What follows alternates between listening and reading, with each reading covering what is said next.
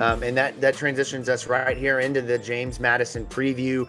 Guys, what Keith, I'll start with you, man. Just give me a little bit of the quick elevator, non-Keith, 15-minute James Madison. I need the shortened version, Keith. Give me the elevator pitch on what James Madison brings to the table for Friday night. They've got a couple of home run threats on the offensive side of the ball. Offense that's going to really rely on establishing the run to really open things up. On the defensive side, they've got a couple of guys, but man, I was really just not impressed. So my one-word summary would be pedestrian. That was the shortest I think I've ever heard Keith explain something. That was actually that was more impressive than anything we'll do tomorrow. Yeah, that's exactly right, man. I agree with you, though.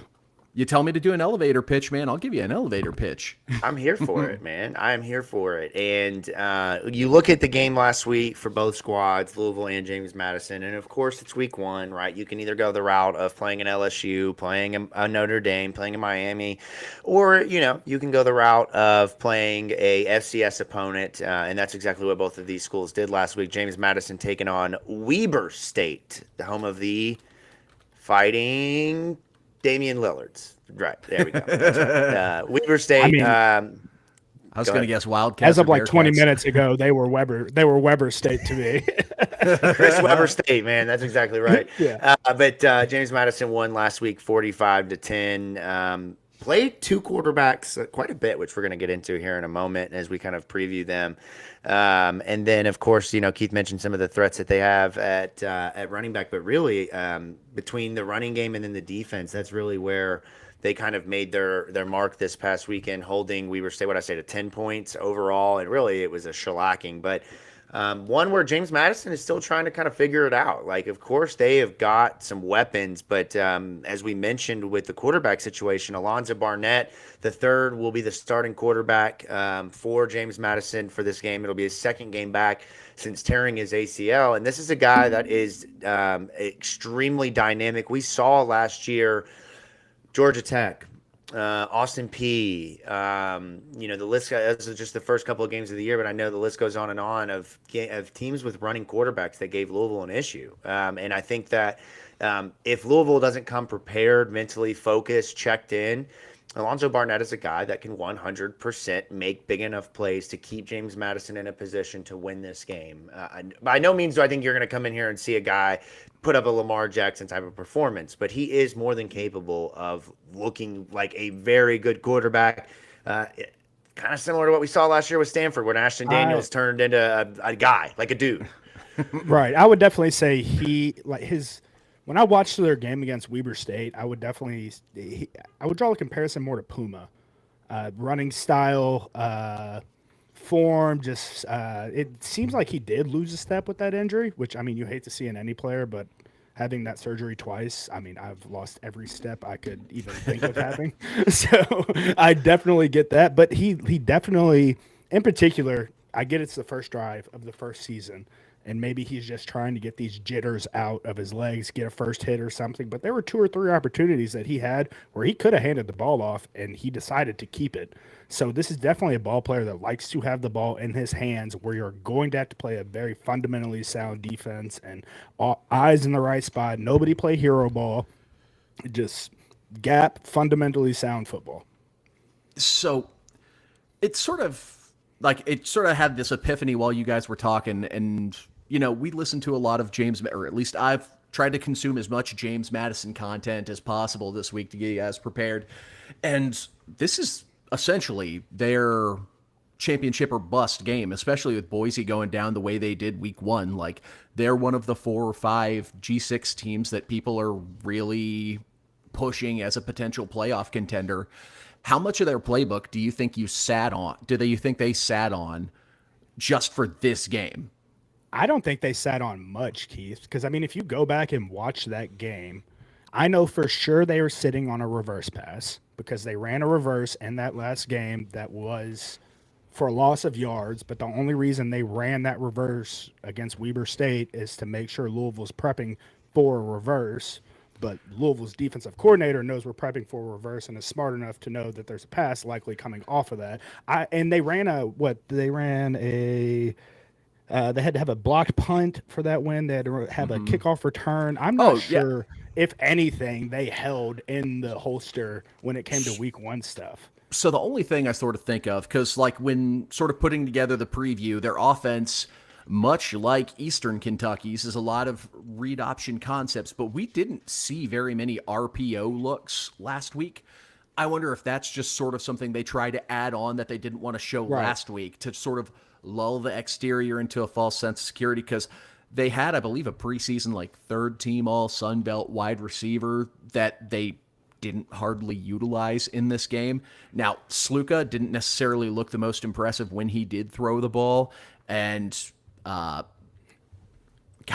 blanking on the name. Hold on, got to scroll on the notes. Alonza, I know his first name, can't get the last name. Alonza Barnett. Barnett didn't really look, didn't have a ton of opportunities to pass. He's got a good arm. It just makes sense to have RPOs in the chamber and ready to go if you're going to run that sort of read offense.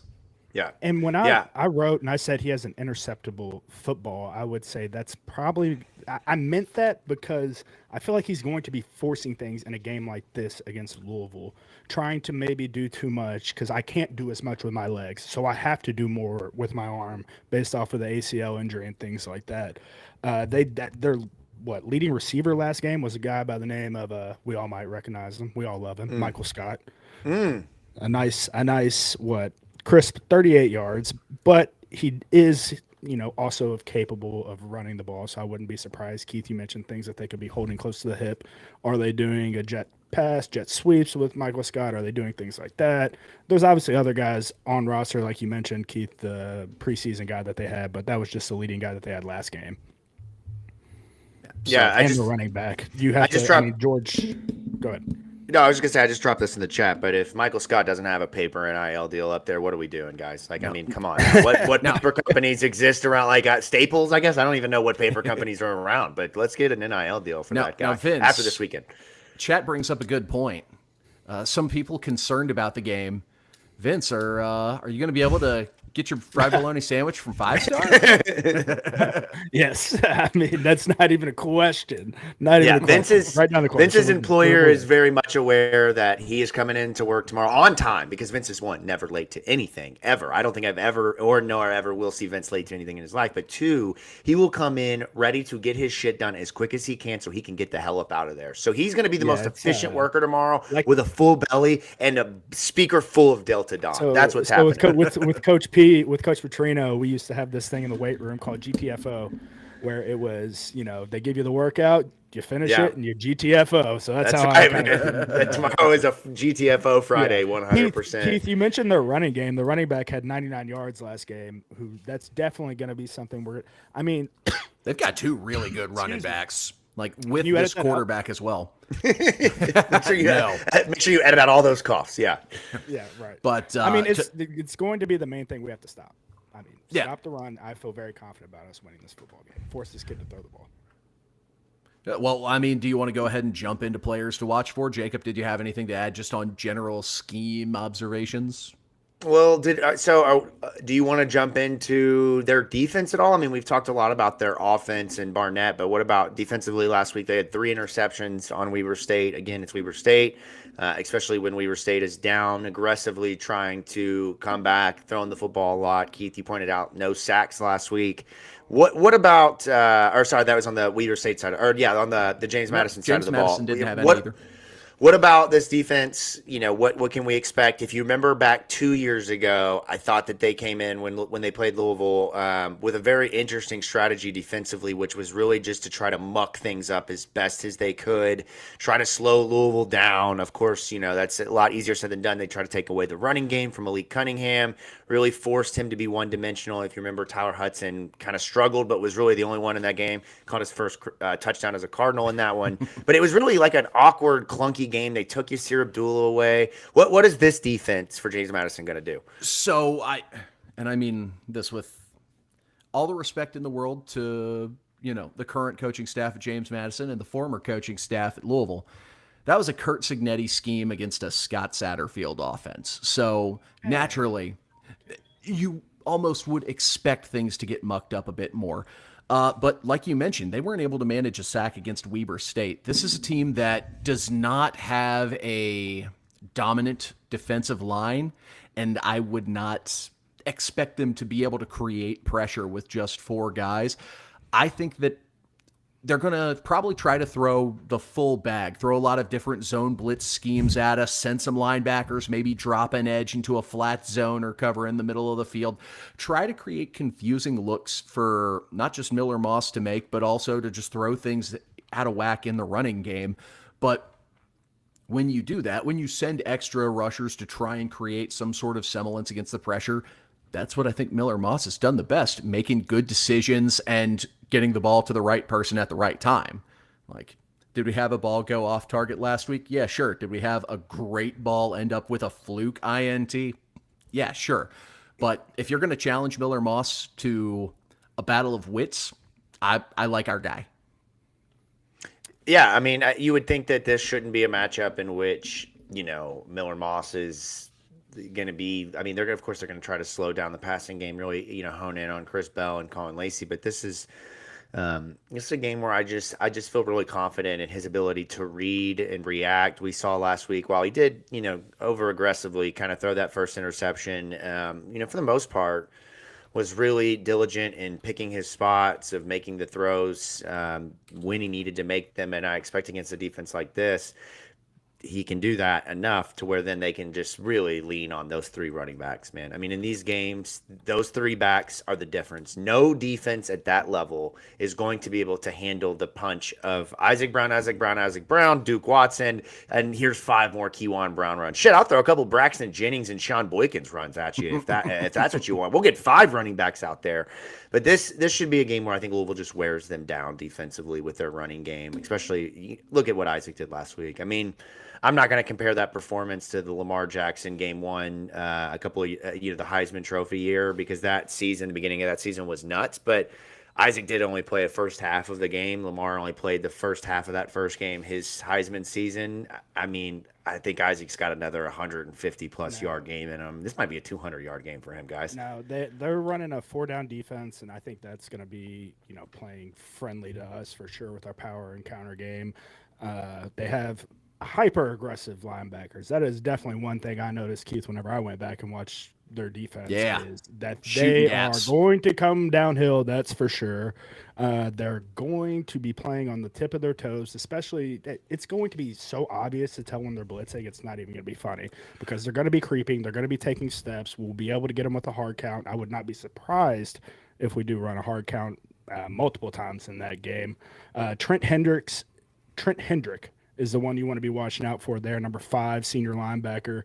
Jacob Thomas is the other guy who had 74 tackles for him, or 73 tackles for him last year. Safety, 3 interceptions, and they did create some turnovers last game as well. So it's like those are the 2 guys for me that I'm not overly worried about anyone, to tell you the truth, but those are the guys definitely you're going to be hearing their name called on Friday night.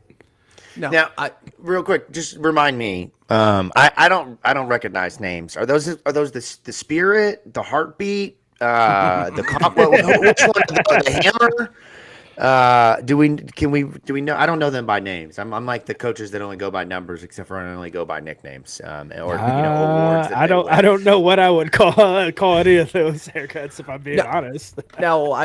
So chat. Pardon me, not the chat.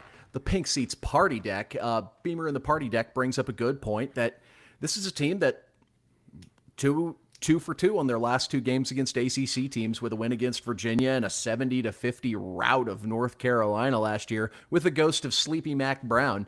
Putting up 70 on Mac Brown, how concerned are we with the weapons they have on offense? Because just to start, they lost a lot of their best pass catchers, so they aren't... At least they haven't shown to be as dynamic of an aerial threat as they were last year. And also, I will take Ron English over Sleepy Mac Brown. Like, you can have as little faith in him as you want.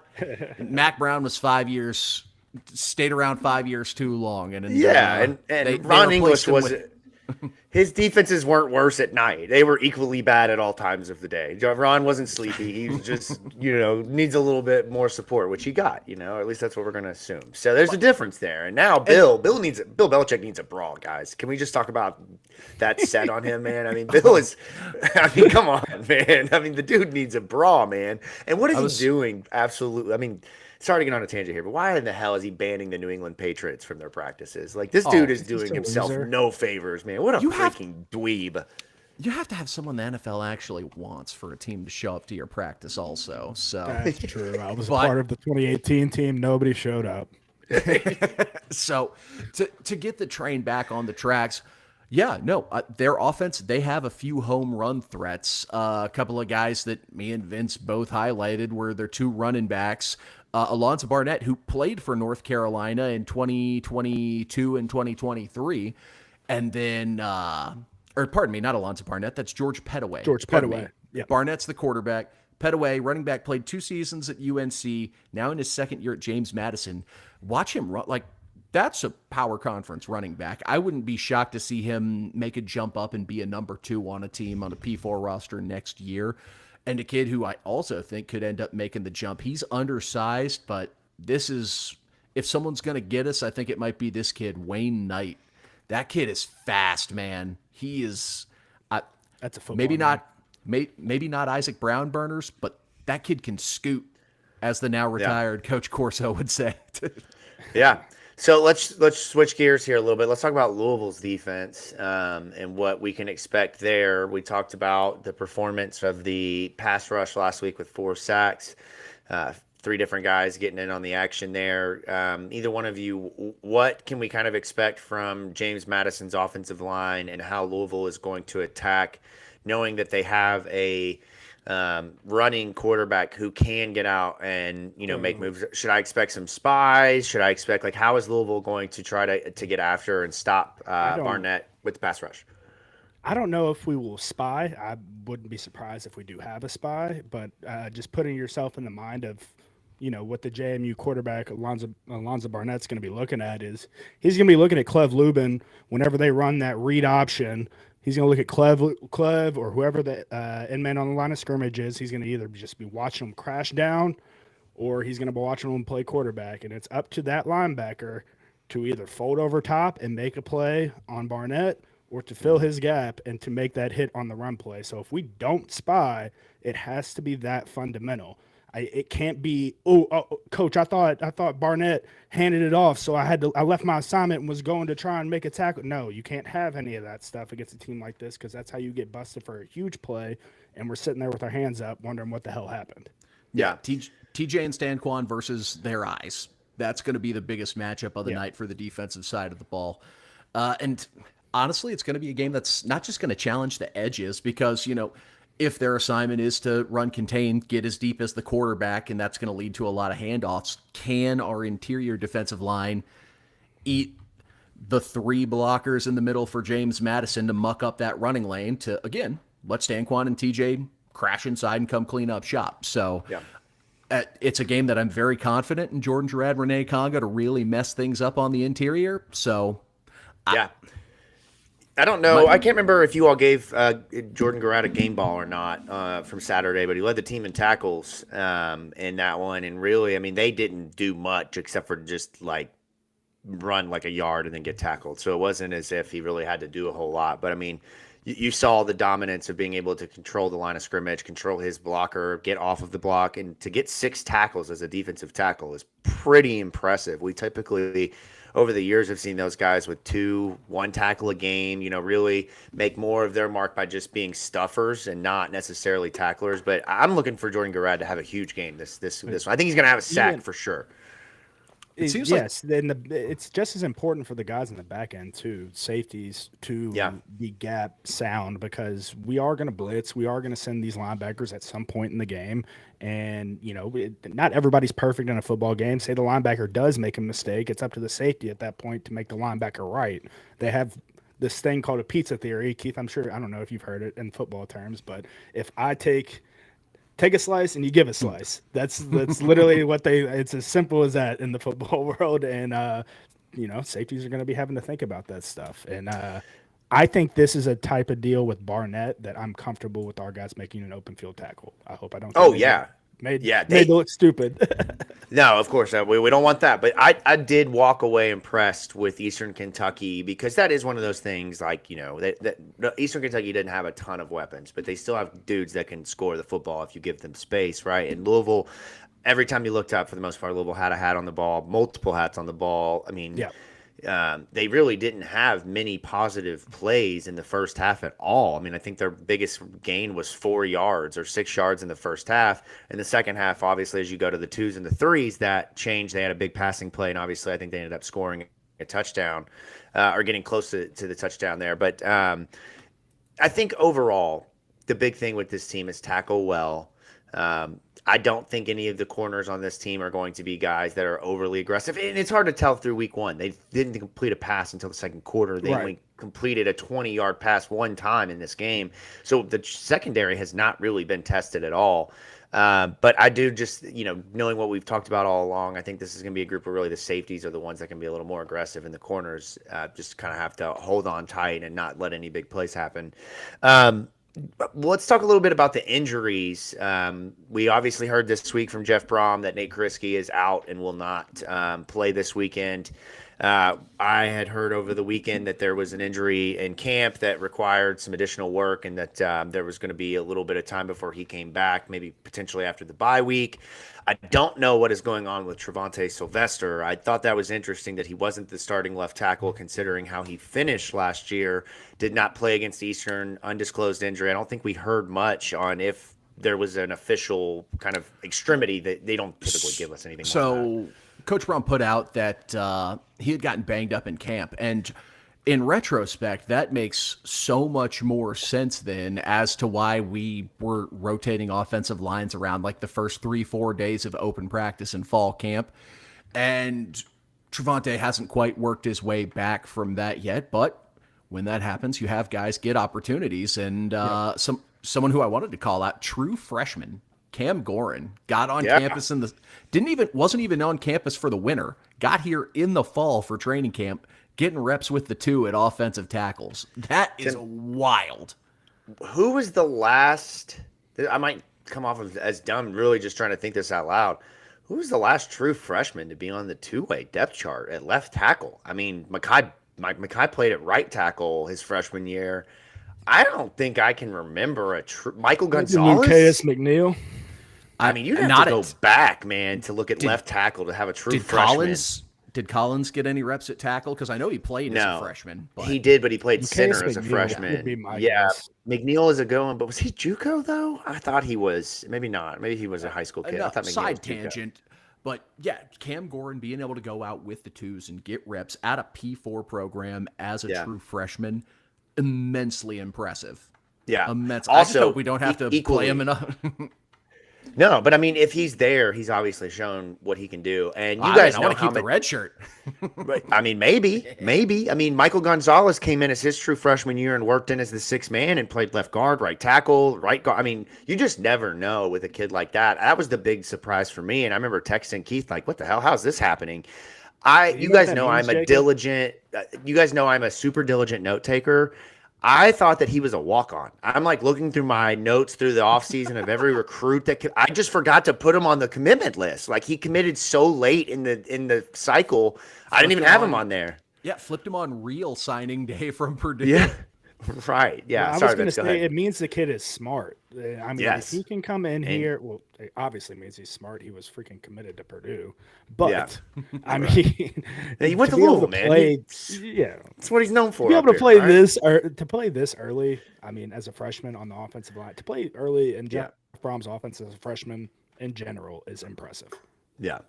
Last thing I was going to say on the freshmen and just guys on the depth chart from EKU as we kind of transition here is Sean Boykins Jr. Guys, I mean, I understand it's EKU. I understand that it's blowout, but I'm going to say this, and you guys know how much respect I have for Reggie Bonifant and how much I love that dude. Sean Boykins had more instinctual ability at running back position in game one than I ever saw from Reggie. And Reggie, if you're listening, I love you, brother. I absolutely, you played in the NFL. Like, who am I to make that take? But one of the things I remember about Reggie in his career, and he would even tell you this, is occasionally he'd see a hole and it was too late. Couldn't get to, his eyes weren't running back eyes. He had played quarterback, played wide receiver. But Sean Boykins, man, I mean, the way he ran was so smooth. It really was like a Ty Montgomery, like a Cordell Patterson type of player. Like, I am so excited for how they can use him. Obviously he's not going to get to play a ton because he's probably not a great pass blocker, but man, is he a fun utility weapon. That's the kicker. That's the kicker right there, bro. Is you can't put a kid like that out there and then he's going to get Miller killed. First down only. First and second down. If he's ever out on third down, he's running a route. Yeah. Like, he's not even blocking and releasing and going out. He's running that route. He's running a wheel route or something. Even as much as he chips and releases and runs the wrong, I can just think of 900 things that could go wrong with having a freshman in there running a pass. Running back. Yeah, but it was still fun, man. And he was number 86. Come on now. I mean, that's badass, man. Running back number 86. Come on. I love it. Go ahead. See, I thought you were going to be real excited about Braxton Jennings with the. Oh, I love that equally as much. But there's just something about Braxton. I can't think of what it is, but there's just something about that guy, man. It's that gym rat mentality. He's sneaky, athletic, deceptively fast, man. I think I get where you're going with this one. All in all, though, just to bring it back a little bit, it's a huge testament to what Coach Barkley's been able to do with the backs to get them up to speed so quick. Let me get in that running back room, man. Let me get in that room. I'm confident I could get in there and get him. Give me one carry late in the game against EKU next year. I could run and get 10 yards. I believe it. Let's stop pumping his tires so much before he starts asking for a raise, though. Well, hey, we will lead the bandwagon into. Him and Rich Owen, they can have it. We'll lead that bandwagon into Josh Hurd's office to get that raise and keep Mr. Barclay here, because I mean, this is kind of an off tangent, but I mean, I think we all expect that Brian is eventually going to probably go on and be a head coach somewhere. I mean, I think you got your next OC waiting in line right there with Chris Barclay. I mean, I don't know if him as a play caller, I can only think of what he's done at the running back, but I have never seen a running back coach at Louisville since. I mean, who was the running backs coach under Bobby 1.0 when they had Michael Bush and George Stripling and Lionel Gates? I have not seen a running back room develop at this rate to where you're throwing walk-ons out there and it's all right, that guy could start. I mean, obviously, I mean, we got it's just impressive, man. We're hardly getting reps at Wisconsin, turning into NFL draft picks. It's been unreal what he's been able to do with our running back room. And I mean, if you're a running back out there who's not committed yet and you see what's going on at Louisville, that's such a resounding advertisement, which I'm not going to steal the tangent, but might have another addition to the 26 class coming soon. Who knows? Yeah, maybe. Mayday, what else? Top 8. What I'll say is I think Louisville made out better off without Ruben Owens. I mean, I don't think that, I don't know if landing Ruben Owens would have ended the pursuit of Brown a year later, but I mean, guys, Isaac Brown, somebody texted me. Kicking himself. Let me ask you this question and then we'll move on to predictions. Somebody asked me this today, and this is a good question for the chat on YouTube and folks on Twitter. Is Isaac Brown the best football player to wear the red and black since Lamar Jackson? That's a question that was asked to me today, and I really had to think about it because there's been Tutu Atwell didn't breathe. So no, that was the answer that my buddy who asked that question had, and I was like, oh, that's a good one, and then I throw out Yasir Abdul. I know he played defense, right? But Yasir is the best defensive player that I've seen in quite some time in a Louisville uniform. I would think that Isaac is. I know it's only 14 games at this point. I think you've got your next closest thing to a Heisman Trophy candidate in Isaac. I mean, how could he not be? I mean, another defensive guy, 2023, Quincy Riley was unreal. Yeah, I mean, the list that I had was Yaya Diaby, Ja'Cory Brooks, Tyler Shuck, Jawar Jordan, Isaac Guerrero, Tutu Atwell, Des Fitzpatrick. There's a lot of guys that were really talented. Malik Cunningham is another one statistically that is up now. You play for 6 years. You played 6 years, right. Oh, but my God. Yeah, but I'd be curious for the chat what your thoughts are on that. My answer would be yes, that Isaac Brown is the best player that Louisville has had since Lamar Jackson. I think you could definitely make the case for Tutu Atwell for sure. That's probably the second. It's one of those two guys. But I just thought that was a really interesting question. Makai almost won the Florida State game for us single-handedly as an offensive lineman. Like, we just ran the ball behind him. I will never forget Makai Becton pointing at me and pointing at me saying, tell Sat to run the ball behind me. Yeah. Now, I do want to point out that, if you're looking for some information, Isaac Brown, I've seen as high as plus 40,000 Heisman odds. If you're the wagering sort and want to go put a sprinkle on it, you could certainly do worse. I've seen plus 40,000 at one book. The next highest I saw was plus 25,000 at DraftKings. A lot easier and accessible, but use multiple sports books. Maximize your odds. Yeah, I mean, look, the thing is he only had, how many carries did he have? 6 carries? Something like 6 that. carries Week 1, for 125 yards. I mean, you come out this week and say you go for 160, 165, and 2 more touchdowns. You're most likely the leading rusher in the country. You're really getting yourself. I mean, it's week 2, but the Heisman candidates are kind of going to evolve. If you can get your name out there early on and put a stamp on it, that at least puts you in the race for a good chunk of time. Let's just get him out fresh too.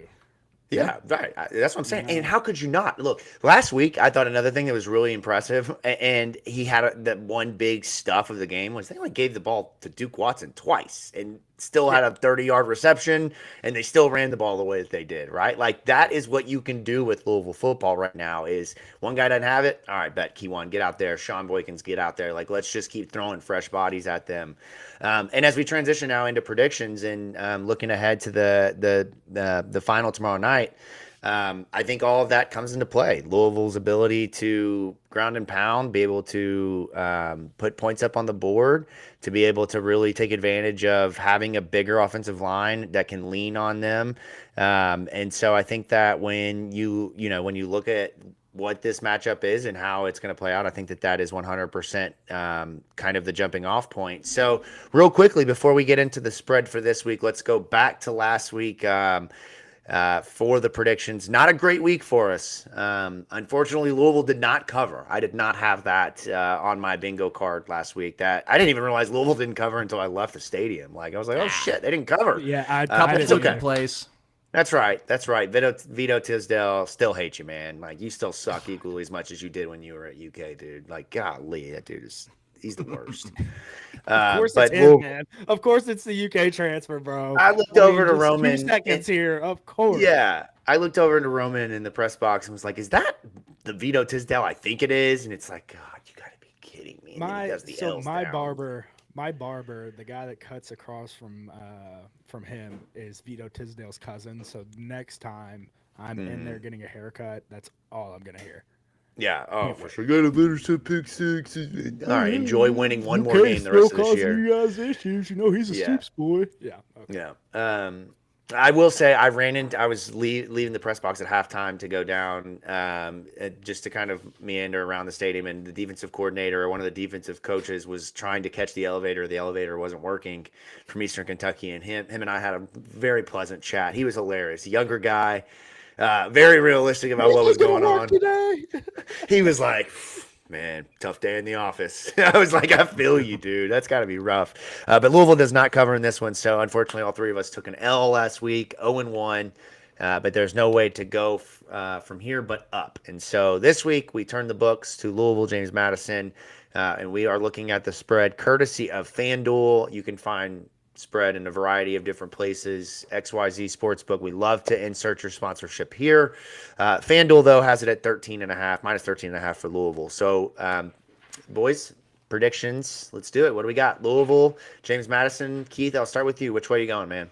Oh, man. Bottom of the standings, and I have to start first. Well, it's an interesting situation where Louisville didn't cover last week. We are looking at uncertain weather for tomorrow. Which now that I'm looking at forecasts, it looks like that rain probability is now going back down. Yes, which is a plus. Talk to me, Keith. We need Weatherman Presley in here, man. It doesn't feel the same without Press giving us the weather scoop. Press, next time we need you to come prepared with weather, man. So it looks like it's going to be a relatively clean field, at least for the first half of the game or so, because that's about as far as my radar that I was looking at goes out. It's a team that gets up for big games, man. This is James Madison's championship game, potentially. Like, you look at your P4 opponent as an opportunity to make a statement to stamp your playoff resume, because you look at the rest of their schedule, and unless something unforeseen happens in the Sun Belt, you don't have a team that's on the docket that's going to be as impressive as us. So, yeah, theoretically, you could go 11-1, but is that going to be enough if you don't have a marquee win? They're going to throw the book at us. Right. That said, we have P4 players at every position. They do not. We have so much more beef and strength in the trenches. I think that this team can play assignment-based football. Don't make any stupid mistakes. Limit the home runs. You don't even have to minimize. Don't even have to completely eliminate the home runs. Just minimize the home runs. They don't have the defense to stop our offense. So even if we give up 14, 20 points, I think we're hanging at least 35 on these guys. I think the Cards cover in a rout. Yeah, I have to agree with Keith here on basically every point that he made. I think that we have to play fundamental football. I agree. I think we cover as well, even if it does rain. If it rains, I mean, quite frankly, that plays more into our favor anyway. Much better for us. Wow, we have 3 running backs, and all we're going to do is beat you to death with the run, and all we have to do is stop your running back or your quarterback that just came off of an ACL injury and your running back who didn't go for 100 against Weber State. So, all that being said, I think we cover. I think it's pretty handled. We cover handily. I mean, if it rains, I want to see two touchdowns, no interceptions. Miller Moss, please. That train horn, whoever's train horn just blew, was so perfectly timed that right was there, me. man. That was me. Wonderful. It was wonderfully timed. And Louisville scores. That is a great way to start it off. And But for real, guys, I need a no turnover game. Sorry, Jacob. I need no turnovers from Miller this game. None. 0. Goose egg. I'm right there with you, man. I think that would really be the cherry on top. I'm with you guys. I hate to be unanimous. We saw what that did to us week 1, but I'm going Louisville covers on this one. And I'm going to hand off because the cat is getting ready to come in here with the loud meow. So Keith, send us out of here, man, on that. All right. Well, one final thing before we do the full board dismount. Just want to thank you all for hopping into the live chat during these shows, hanging out with us. We see you all in the chat, messaging us. And also on game day. Now, I can't speak for Jacob or Vince, but there have been people who have gone out of their way to say hey and compliment the pod and do things like that. And I, at least speaking for me, I really freaking appreciate that. And I'm never going to be the type of guy who has a head that's way too big to where I'm not going to say thank you and say a quick at least hello and, he is going to make courtesies. You buy him a beer. I'm not going to do that. So I want to give a just shout out to you all, to the fans. Thanks for coming out. Thanks for saying hey, especially on the way home. There was a car. It was a black Audi. I didn't get the plate number, but there was like 5 or 6 people ID'd me while I'm sitting by my truck at a stoplight, and they just start going bonkers in their car. Tom out. If you would have gotten the plate number, would you have fucking mentioned it on a podcast? No, however many people. That's the joke. But those people going bonkers in their car. And, of course, I've got a 12-year-old niece who's too cool for absolutely anything riding with me. Just absolutely mortified. Oh, yeah. So, huge thank you all to you guys, especially, for giving me, my family, a good laugh. BSM will be running around tomorrow. BSM, oh, yeah. Presley, myself, everybody will be running around, microphone in a hand. If you want to get in on some of these little short form content videos, feel free to hop in. All right. Yeah, absolutely. Going to be busy one, trying to get out there as early as we can tomorrow night, even with the corporate work day going to 5 o'clock. Take your laptop out there. Get that hotspot going, ladies and gentlemen. No excuses. We'll be out there. You be out there. Nobody recognizes me. I'm just the most unrecognizable average white guy that you'll see. Go say hey to Jacob. I just look like everyone else. Yeah. They're like, oh, man, is that Matt McGavick? I'm like, hey, man, all right, screw you. I'm going to pay like 10 people at the game to come up and say hi to you. No, when it does happen, it's funny. My wife loves to give me a hard time when it happens. Like, oh, are you famous? Will you get a little Every podcast? time. Like, every time, man. It's almost like I'd rather fails. not have that happen for that Oh, exact no, I reason. love it. Emmy I does the same love thing. it. Love Yeah. it. Oh, man. Well, that's great. So, But, just before you thank sign you off, to Keith, you yeah, thank you to our audience. And we're 3 shows in now on the What up, live Steve? side of things. And then we did a basketball show last night. We're going to continue to do these as long as you guys are tapped in. Not even in basketball season, over 1,000 people watching, right in the thick of football season. And I know we got NFL going on right now. We got a lot of other things, but we see that you all are tapped in. We really appreciate it.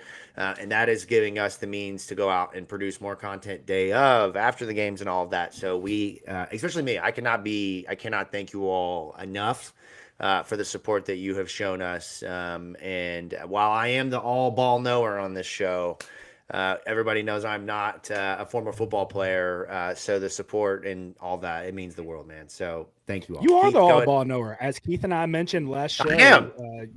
You technically are the all-time ball knower for the year. He's the I best guess. ball Yeah, handler. Yeah, thank you.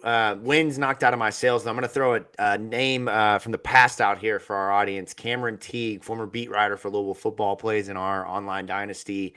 That boy lit my ass up last night and kneeled on the ball with 2 minutes to save me the misery, man. Save me I'm like, please, just old yeller me, man. I Put me told out of my Keith- misery. I told Keith when we were playing, I was like, Keith, you can turn True Clock on. Like, I won't. get Yeah. He's like, no, Accelerate that clock. I Let's get believe outta in here, playing the man. game. I'm like, fuck. Yeah, 42-0. Really testing that all ball knowing. So, all right, Keith, sign us off, man. Let's get out of here. All right. Well, live reaction show will be Monday. Same bat time, same bat channel. Stay plugged in. Stay tuned into the State of Louisville Podcast Network. Go support our friends over at Kern's Corner. They got a delicious Friday clam chowder. And if you're not the seafood type, get those burgers, man. They get them locally sourced beef, and it is fantastic. On behalf of Jacob Lane, on behalf of Vince Lococo, I am producer Keith. Thank you all for tuning in to another episode of From the Pink Seats Podcast.